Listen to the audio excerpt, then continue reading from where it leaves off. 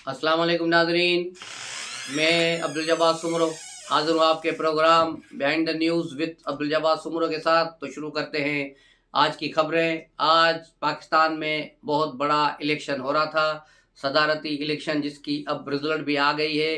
जनाब आसिफ अली जरदारी पाकिस्तान की तारीख में दूसरी बार एक जमहूरी सदर बन गए हैं और कल शाम को 4 बजे वो कौमी अपना ऐवान सदर में chief justice of Pakistan supreme court justice Qazi Faez Isa से हलफ लेंगे।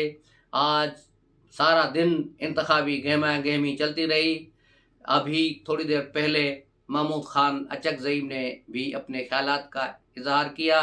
उन्होंने कहा कि ये पहले इंतखाब हैं जिनमें किसी किस्म की पैसे की रेल पहल हुई, न किसी एमएनए एमपी को जो खरीदा गया, न किसी को बेचा गया, और ये एक अच्छे इंतखाबात हुए हैं। ये है एक उम्मीदवार की कहानी जो महमूद खान अचकजई एक जमहूरियत पसंद, एक बाउसूल सियासतदान है, लेकिन गलती से वो गलत ट्रैक पर खड़े हो गए तो वो शिकस्त खा गए।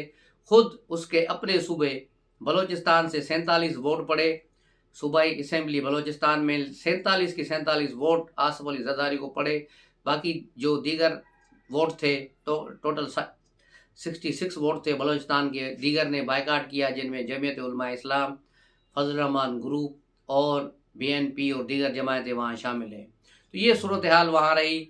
और सिंध में पीपल्स पार्टी भारी अक्सरियत से कामयाब हो गई। सदर जरदारी सिर्फ 9 वोट जो हैं पीटीआई के वोट थे वो मिले थे महमूद खान अचकजई को, जबकि जीडीए और जमा इस्लामी ने बायकाट किया। जीडीए के उम्मीदवारों ने तो हलफ ही नहीं उठाया, तो उनके वोट का तो सवाल ही पैदा नहीं होता था। जमा इस्लामी के उम्मीदवार मौजूद थे लेकिन उन्होंने वोट नहीं दिया। इस तरह सेनेट में भी जेयूआई फे के 4 सेनेटरों ने और कौमी असम्बली के 11 जेयूआई फे के अरकान ने इंतखाबात के अमल में हिस्सा नहीं लिया।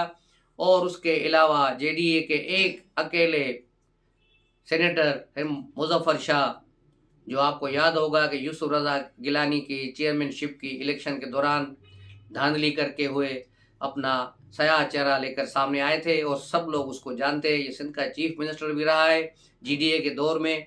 जब जीडीए फौजी जनरलों के गोद में बैठती थी उस वक्त ये सिंध का चीफ मिनिस्टर भी रहा है और सिंध में इसने बड़ी दूध की नदियां बहाई थी।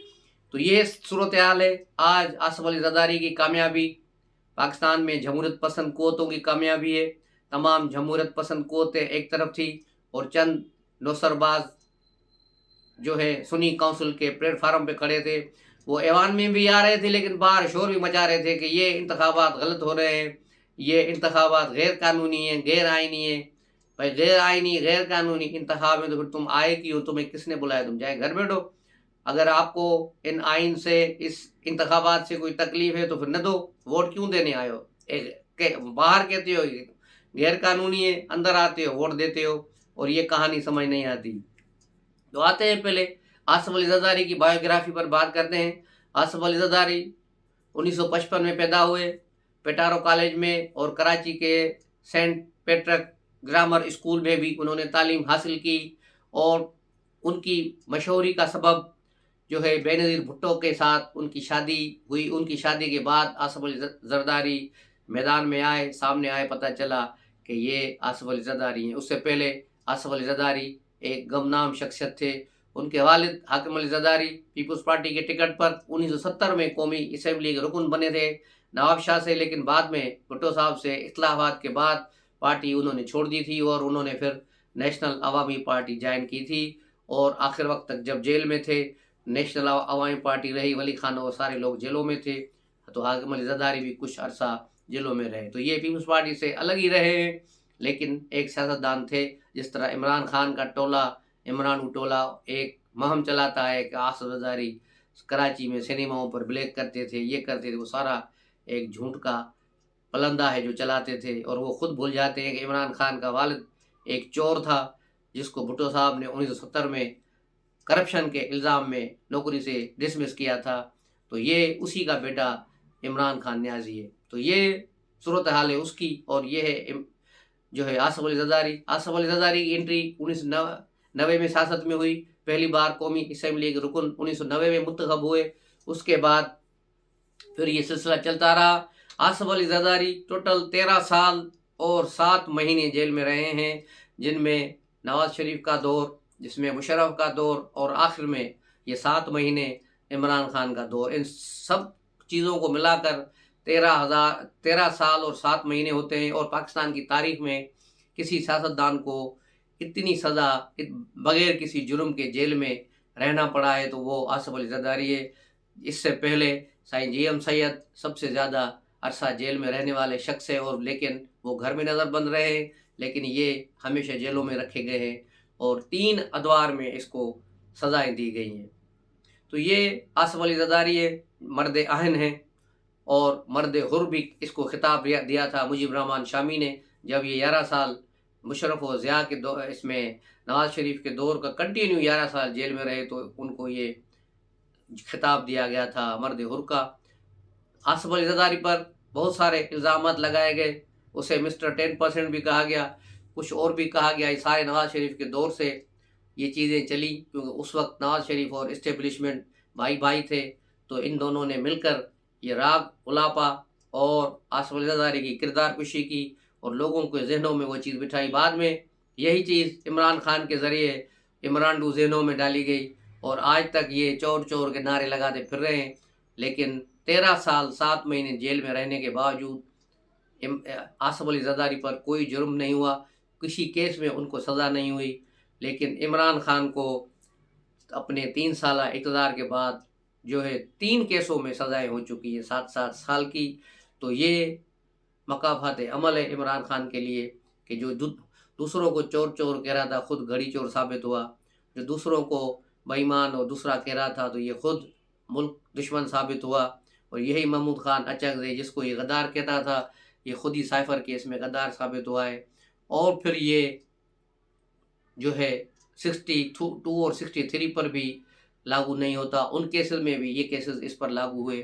تو اس طرح سیاست اب ایک نئے رخ میں داخل ہو گئی ہے، ایک نئے فیز میں داخل ہو گئی ہے، جس سے امید پیدا ہو گئی ہے کہ آصف علی زرداری کے آنے کے بعد اور میاں شہباز شریف کے ملنے کے بعد سیاسی جماعتوں میں مفاہمت کا ایک عمل شروع ہوگا، ایک مفاہمتی جو سیاست چلے گی۔ رات جو ہے شیر افضل مروت بھی جیو ٹی وی پر کہہ رہے تھے کہ اب سیاستدانوں کے ساتھ بات کرنی پڑے گی، کیونکہ یہ جہاں بات کرنا چاہتے تھے وہاں سے ان کو مکمل جواب مل چکا ہے، اور انہوں نے یہی کہا ہے کہ باقی آپس میں جا کے معاملات طے کرو، کوئی بھی ہمارے طرف نہ آئے۔ تو یہ ہے وہ صورتحال۔ اور دوسری خبر سابق صدر علوی کی ہے، جس کو کل برے طرح سے جو گارڈ آف آنر دے کر ایوان صدر سے رخصت ہوا، نہ کسی جنرل نے اس میں شرکت کی، نہ کوئی وفاقی سیکرٹری، نہ کوئی کسی ملکوں کے سفیر ہوئے تھے وہاں، نہ کوئی سیاستدان تھے، نہ کوئی بیوروکریٹ تھے، نہ اسمبلی کے نہ سینٹ کے اراکین تھے وہاں، تو دوسرے پی ٹی آئی کا بھی وہاں کوئی رکن موجود نہیں تھا۔ تو یوں یہ خاموشی سے وہاں سے نکل کے باہر نکل گئے، اور رات کی تاریکی میں تقریباً 12-1 بجے کے بعد یہ اسلام آباد ایئرپورٹ سے دبئی کی طرف فرار ہو گئے ہیں، اور دبئی سے پھر آگے یقیناً یہ امریکہ جائیں گے، جہاں ان کا بیٹا امریکہ میں ہے۔ تو یہ میں نے پہلے بھی کہا تھا کہ یہ پاکستان میں نہیں رہے گا، بھاگ جائے گا، کیونکہ اس کو پتہ ہے کہ اس کے پاس 2 مقدمے ہیں، جس میں ایک مقدمے میں تو سپریم کورٹ نے خود کہا ہے کہ ان پر آرٹیکل 6 کا مقدمہ چلایا جائے، اس کی بندیال کورٹ نے اس کی سفارش کی ہوئی ہے، اور ایک مقدمہ اس کا یہ بھی بن رہا ہے۔ تو یہ ان مقدموں سے بھاگنے کے لیے ابھی صدر ہی تھا، یعنی آج شام تک یہ صدر ہی ہے، تو یہ پہلے ہی پاکستان سے فرار ہو گیا ہے۔ اس کے علاوہ ایوان صدر سے ایک بندہ 2 دن پہلے پکڑا گیا تھا، یہ وہ آدمی ہے جو ایوان صدر سے میسیج لے کر مختلف طریقوں سے میسیج کر عادل راجہ تک میسیج پہنچا رہا تھا۔ آپ نے دیکھا ہوگا یکایک پی ٹی آئی نے کیوں پریس کانفرنس کی اور عادل راجہ اور مہدی سے اپنا لا تعلقی کا اعلان کیا، اس کے پیچھے بھی یہی کارن تھا، یہی وہ شخص تھا جو پکڑا گیا ہے، صدر کا خاص کارندہ۔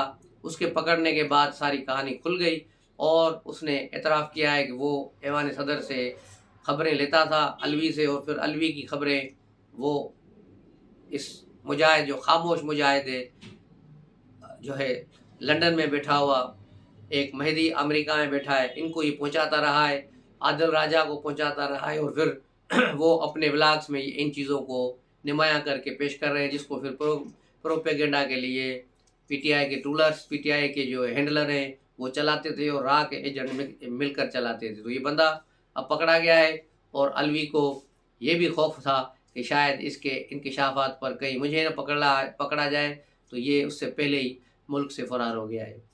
तो अब देखना होगा कि ये क्या होता है।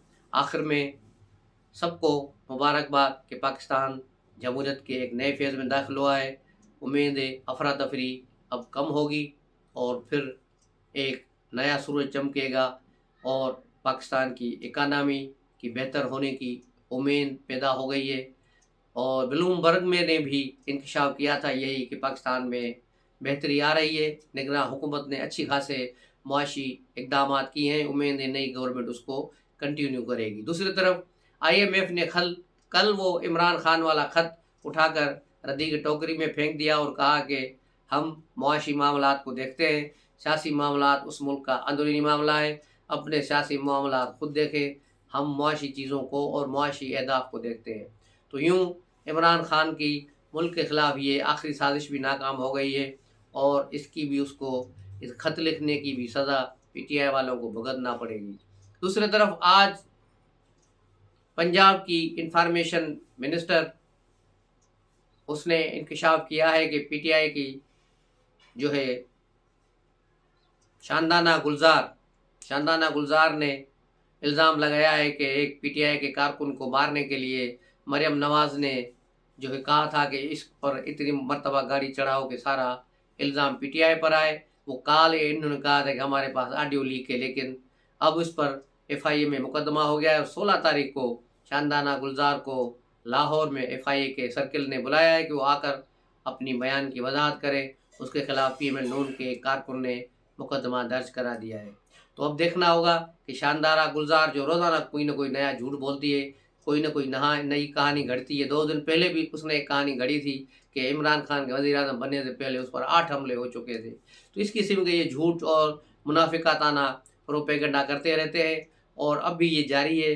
अल्लाह इनको हिदायत दे और पाकिस्तानी बनने का मौका दे और ये पाकिस्तान के साथ वफ़ा करे। तो मिलते हैं अगले व्लॉग में, तब तक के लिए इजाज़त दीजिए। अस्सलाम वालेकुम।